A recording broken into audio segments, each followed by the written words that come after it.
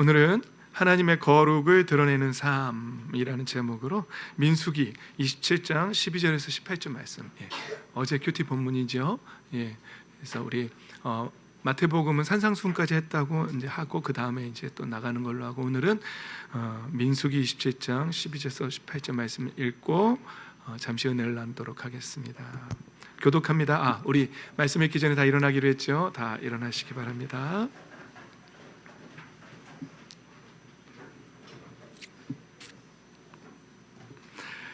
주님께서 모세에게 말씀하셨다. 너는 여기 아바림 산줄기를 타고 올라가서 내가 이스라엘 자손에게 준 땅을 바라보아라.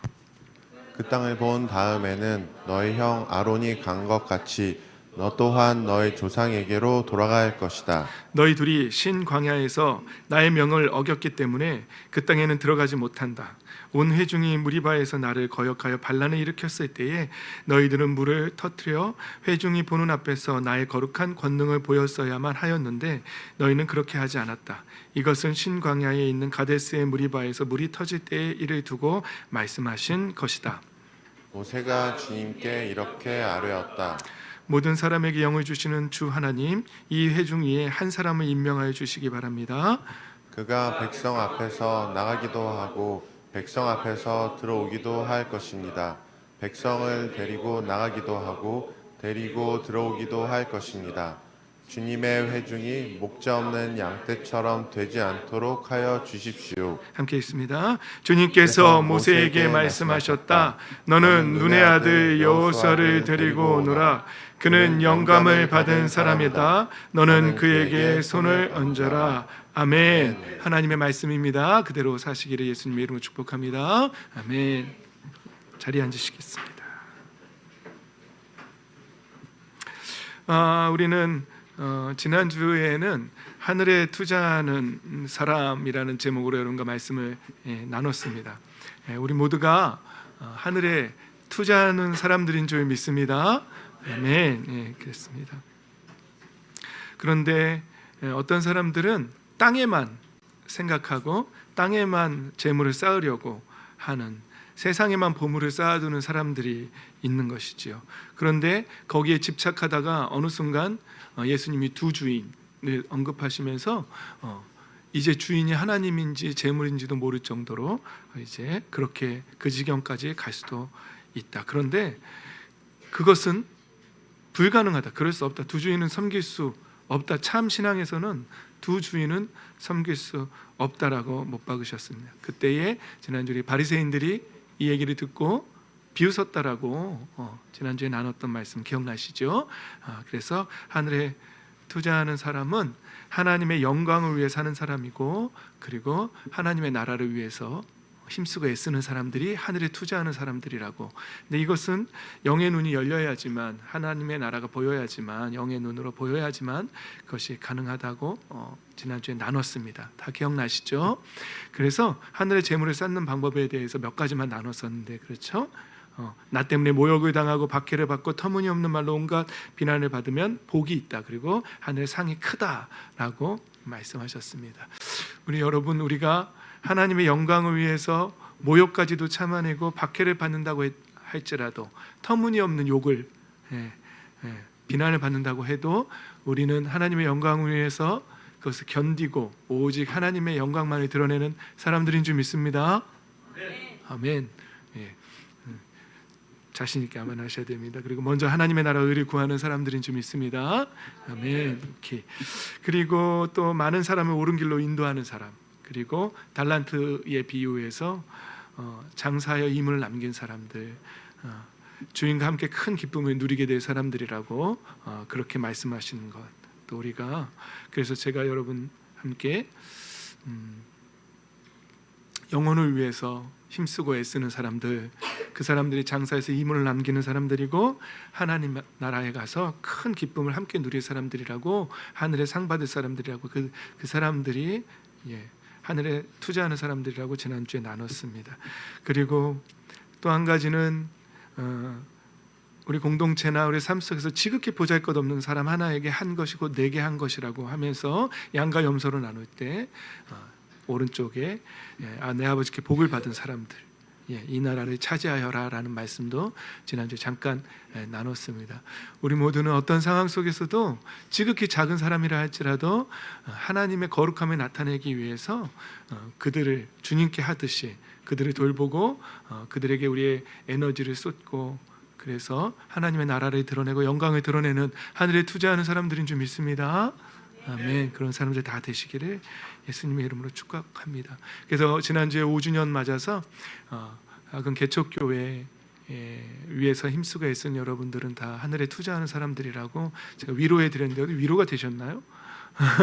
네, 우리도 지금 저 전도 건빵이 저기 와 있는데 제가 아는 동생이 이제 줬는데 옆에 있는 교회에서도 오늘 아침에 저희 사모님한테 예수님 믿으시라고 건빵을 주더라고요. 그 교회하고 우리 교회 차이는 그 교회는 모든 부서와 조직이 다 정비되어 있고 우리는 아직은 그런 조직이 정비되어 있지는 않고, 그래서 우리는 저 전도 건빵을 가지고 우리 교회 오라고 전하지 말고 예수님 믿으시라고, 예수님이 여러분들 희망이라고, 예수님이 생명이라고 그렇게 복음만 전하며 전도 건빵 전빵을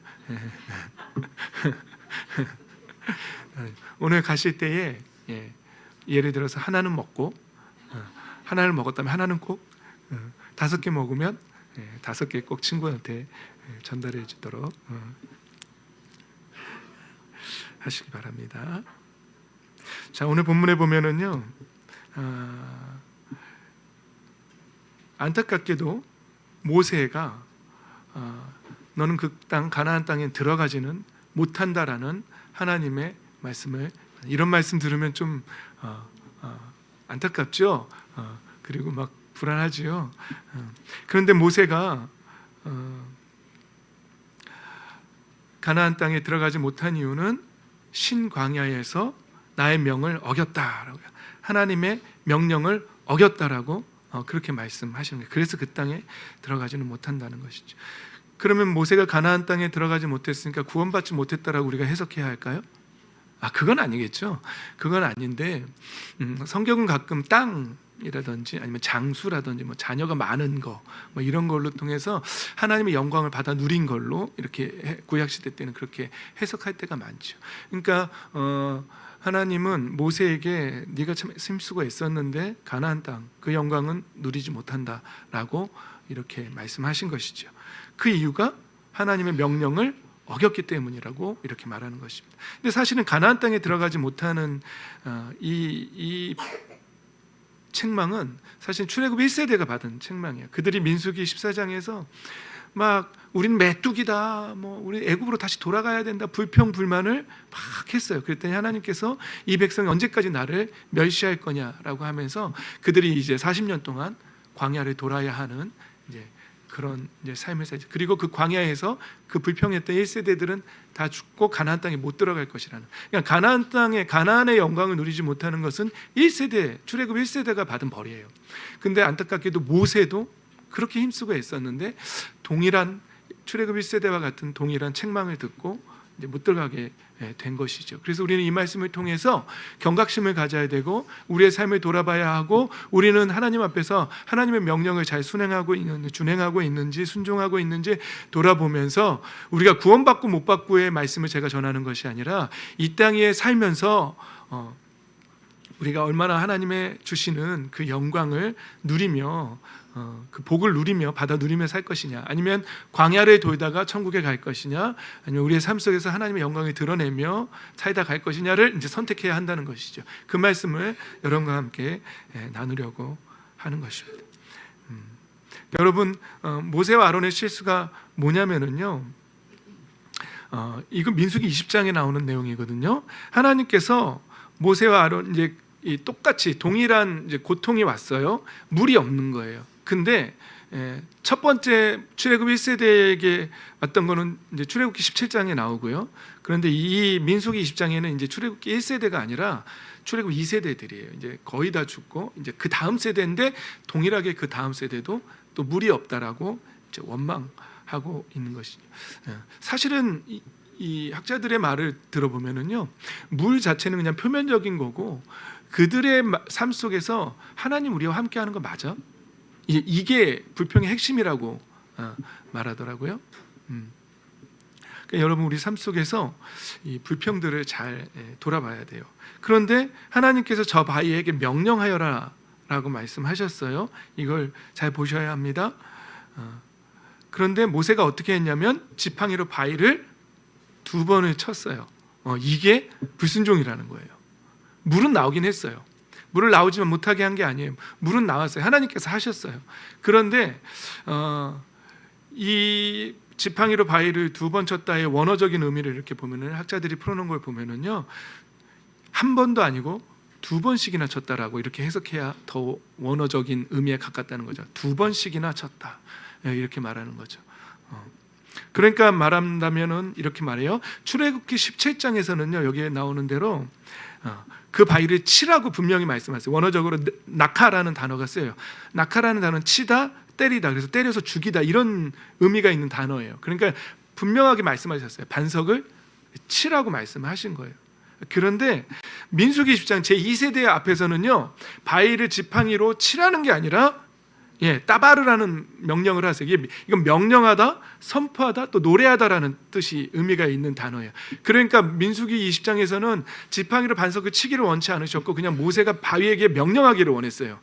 물이 나오라고 명령하기를 원했는데 모세에게는 출애굽기 17장의 경험이 있는 거예요.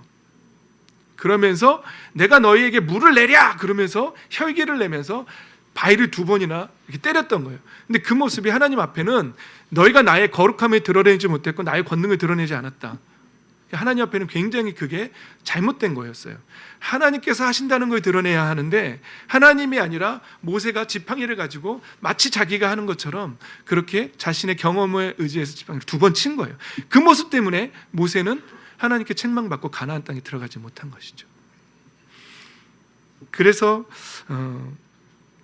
오늘 본문에서 나의 거룩한 권능을 보였어야만 하였는데 너희는 그렇게 하지 않았다. 그 모습이 하나님의 거룩한 권능을, 이건 세번역입니다. 거룩한 권능을 보였어야만 하는데 너희는 그러지 않았다. 개역개정에서는 내 거룩함을 그들의 목전에 나타내지 아니하였다라고 이렇게 말한 그 행동이 하나님의 거룩함을 드러내지 못했다는 거예요.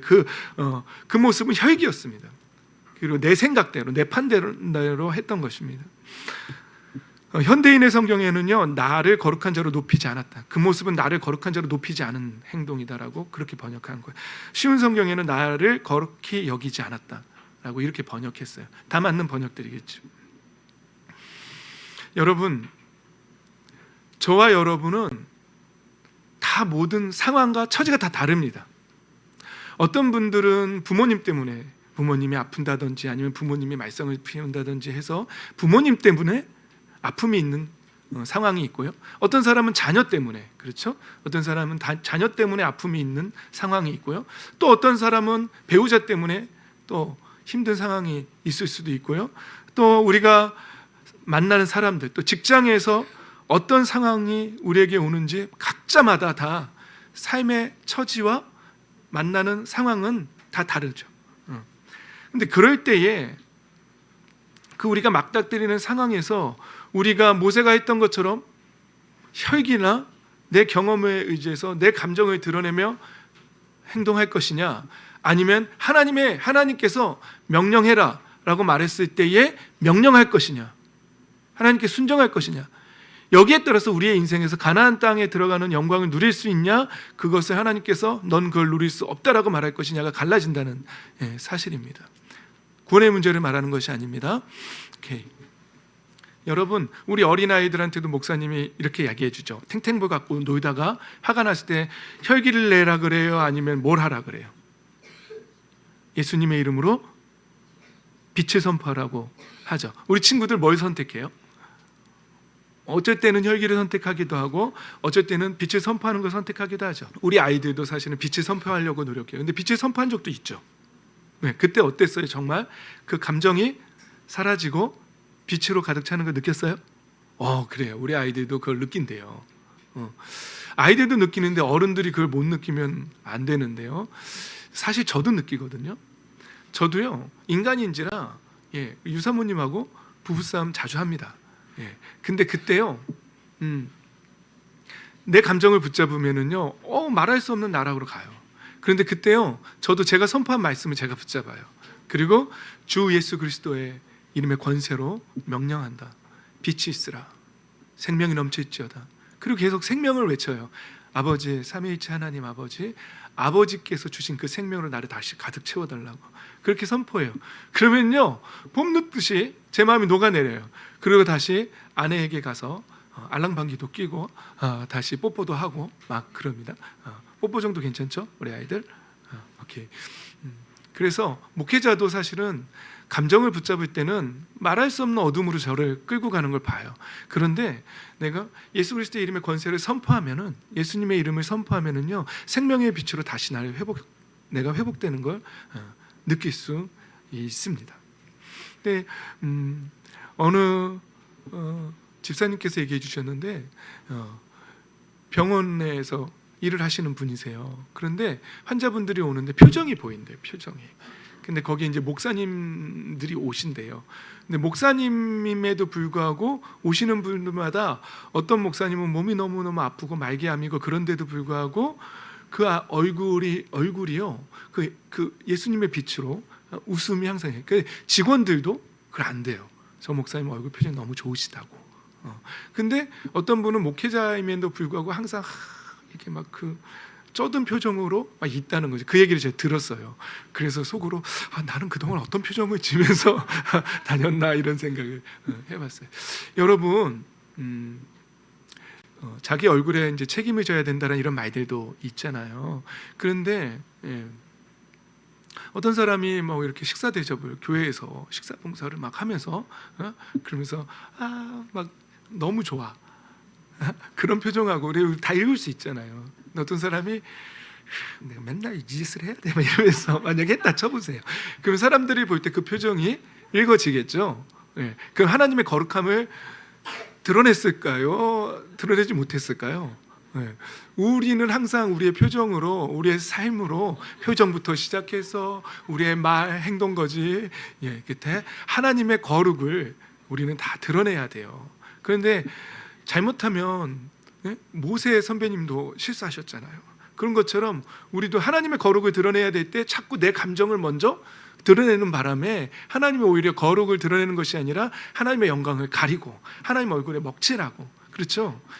그럴 때가 너무 많다는 것이죠. 근데 그런 삶을 자꾸 반복하지 말자는 것이죠. 지금은 구약 시대는 아니니까 우리는 예수님께서 우리를 긍휼히 여기시고 내가 육신을 입고 체험을 봤는데 너희들 참 힘들겠다 하시는 거거든요. 그래서 힘듦을 다 알아요. 그럼에도 불구하고 우리는 스스로 겸비하면서 항상 하나님 앞에서 아버지, 나는 아버지의 거룩함을 드러내고 싶습니다. 내 말에서부터 내 얼굴 표정에까지, 그리고 내 삶의 모든 태도로 인해서 하나님의 거룩과 권능을 드러내는 삶을 살기를 원합니다라고 날마다 기도하면서 매일매일 그렇게 살아가는, 그래서 정말 드러내는 저와 여러분 되시기를 예수님의 이름으로 축복합니다. 아멘. 그렇습니다. 제가 전할 말씀 다 전했습니다. 갑자기 말 얘기하니까 지난번 서울랜드 갔을 때가 생각이 나네요. 제가 농담이랍시고 또 시작이다 이렇게 해가지고 그랬는데 그랬더니 한 형제님이 얼굴 표정이 확 변하더라고요. 놀래가지고 조심해야 됩니다. 우리는 언제나 조심해야 합니다. 자녀들 때문에 힘드시죠? 그러나 모든 상황 속에서 하나님의 거룩을 드러내십시오. 남편 때문에 힘드시죠?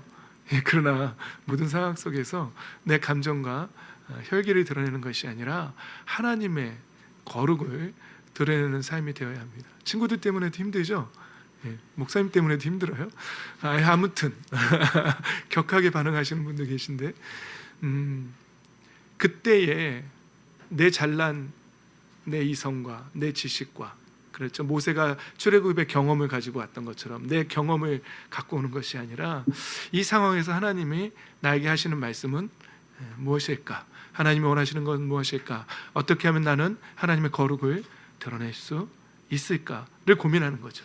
그리고 기도하며 우리의 삶으로 하나님의 그 거룩을 드러내야 한다는 것입니다. 전 최근에 새로운 운동 하나를 배우고 있는데요. 재밌기도 한데, 근데 저에게 운동을 가르쳐 주시는 분들이 제가 빨리 배울 거라고 그래요. 왜냐하면 전 고집이 없더라고요. 제가 언제부턴지 제가 많이 열려 있더라고요. 그래서 이렇게 가르쳐주면 그렇게 하려고 노력해요. 그러니까 그 모습을 보고 빨리 배우실 거라고 그러더라고요. 근데 자기 고집이 강한 사람들이 있어요. 그런 사람도 빨리 늘까요? 늦게 늘까요? 늦게 늘죠. 인생을 대하는 태도에서도요, 그런 사람들이 참 많아요. 한번 내 지식과 내 아직과 고집에 한번 사로잡히면은요, 그 열지를 않은 거예요. 그런데 열려 있어야 합니다.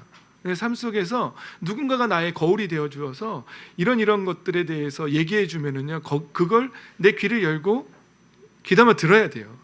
그런데 어떤 사람들 고집과 아집에 사로잡히면요, 그 거울을 깨버려요. 우리 많이 들었던 얘기잖아요, 그렇죠? 거울을 깨버리면은요, 이제는 더 이상 나를 비춰주는 거울들이 없어지는 거예요. 그럼 고립되는 거예요. 그리고 내가 뭐가 잘못됐는지도 몰라요, 나중에는. 그런 인생이 되지 말아야 합니다. 오히려 우리는 오픈 마인드, 마음이 열려 있어야 돼요. 그래서 어린아이가 하는 말이라도 들어야 돼요. 목사님, 이런 부분 좀 이상한 것 같아요. 그러면은 목사라 할지라도 어린아이가 하는 말에 귀담아 귀 기울여야겠지요. 그리고 하나님의 음성일 수도 있다라고 생각하고 이제 고칠 수 있는 그런 열린 마음이 있어야 한다는 것이죠. 여러분들도 마음이 열려 계시죠? 네, 목회자가 이렇게 뭐라고 얘기하면 지나 잘하지 뭐 이러면서 그런 거 아니죠? 여러분 마음이 항상 열려 계시죠? 그리고 언제든지 하나님 앞에서 나의 잘못을 고치겠다. 혹시라도 내가 하나님 싫어하시는 모습이 있다면 난 얼마든지 고치겠다라는 열려있는 마음으로 살고 계시죠? 아멘. 네. 우리 친구들 목사님이 아직도 인사하느냐 안 하는지 보고 있어요. 근데 아직은 아무 말 안 해요. 그런데 어떤 친구는 아직도 목사님 보면 무시하고 인사 안 하는 친구가 있어요. 그런데 인사하셔야 돼요. 오늘 목사님 이거 받는 거 봤죠? 인사 얼굴 표정 잘 관리해요 지금. 어떻게 알았지 내가 안 한 거? 이런 거 이렇게 표정 걸리는 거예요. 오케이.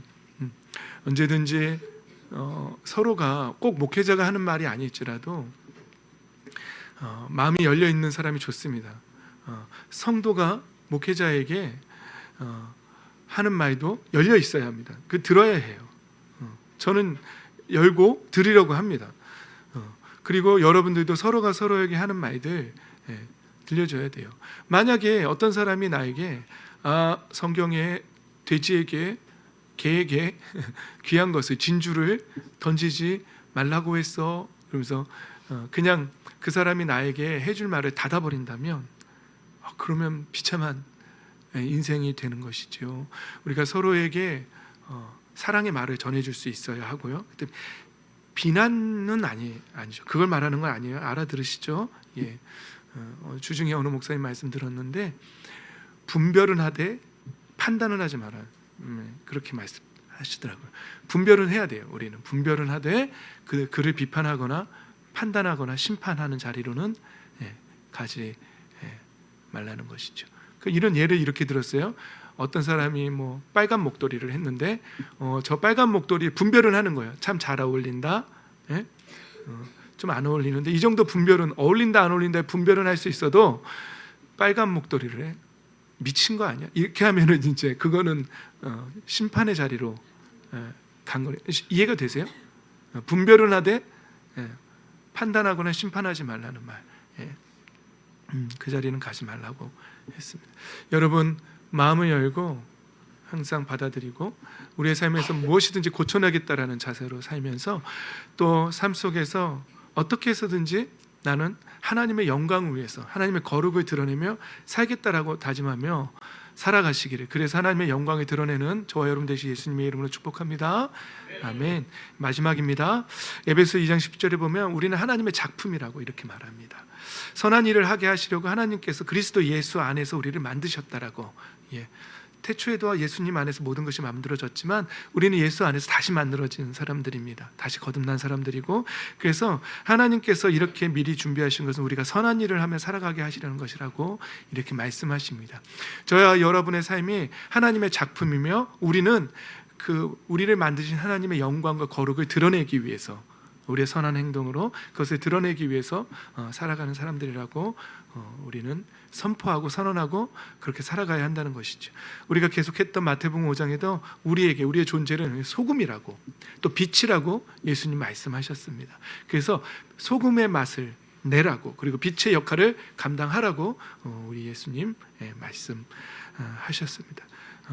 어떤 상황 속에서도 모든 우리가 처한 상황 그리고 앞으로 닥칠 모든 상황 속에서 내 혈기나 내 감정 그리고 내가 갖고 있는 철학들이 그것을 끌고 가서 하나님의 거룩을 가리는 그러한 삶이 아니라 그것을 내려놓고 모든 상황 속에서 오직 하나님의 영광과 하나님의 거룩 그 안에서 나타나는 하나님의 권능을 드러내는 그래 하나님의 기쁨이 된 저와 여러분 되시기를 주 예수 그리스도의 이름으로 축복합니다.